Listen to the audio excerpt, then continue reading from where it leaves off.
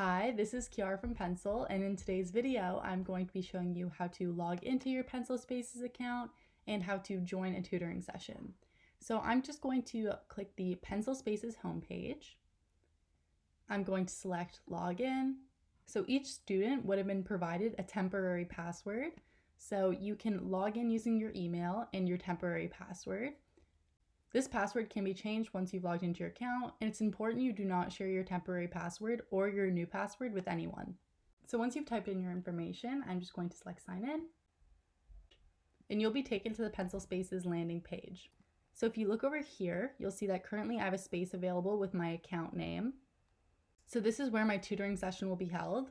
You can see that currently my tutor and myself are the only people that have access to this space. So I'm just going to click on the space to join the space. And currently I'm in this space with my tutor. Because I'm just a participant, the tutor needs to start the call before I can join them on the call.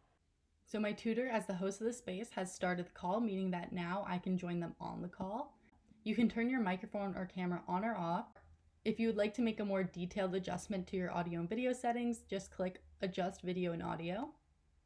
And you can make any adjustments you need to your camera or your microphone. So once you're happy with the changes, you can select Done. Once again, you can adjust your microphone or video, and you can join the call.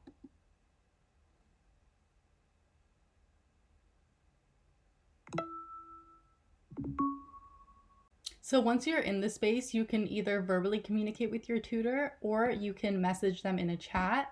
This is extremely useful when there are other people on the call so that you're not interrupting the entire group. So you can message either everyone in your space. This means that everyone who is in the space or will access the space later can see your messages.